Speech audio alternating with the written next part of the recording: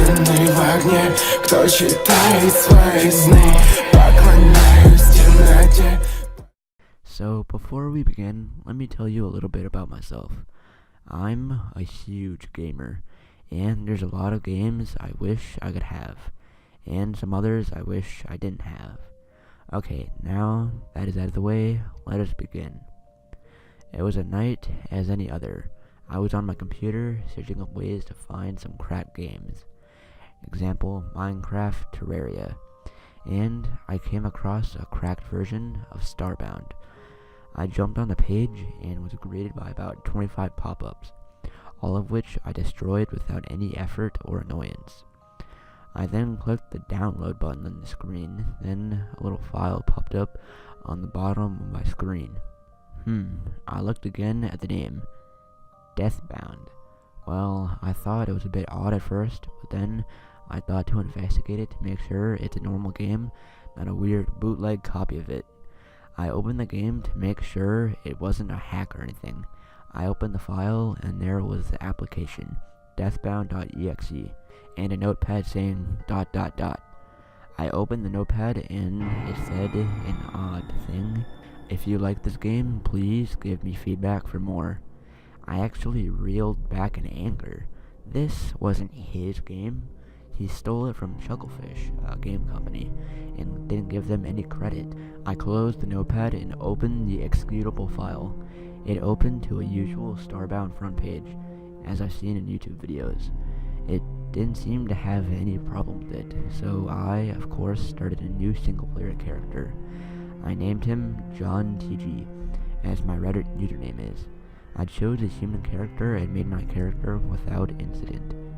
I entered the game as usual, but when I completed the first quest and ported down to the planet, I found something odd again. The aliens that are usually populating the planet are just laying there, motionless, no body cliches here. I thought for a few seconds that the aliens are supposed to disappear after you defeat them. I guessed it was a glitch, but I kept it in my head in case they showed up again. They kept moving along the world, cutting down trees and killing aliens as they came. But these ones disappeared, unlike the aliens' bodies from before. I finally made a crafting table, and I swear, when that quest completed message came up, something flashed on the screen. It seemed to look like a Florin, another race in the game, with a big grin on its face. Not creepy, but like a parent smiling to its child. I go to complete another quest, but get a message on my screen. It read, "Hello, John. I'm watching you." I jumped when I saw the message, but it disappeared after a few seconds. I looked around my room, making sure there's no dolls around. Get the reference? I looked back at my PC, and my character was now in a jail cell.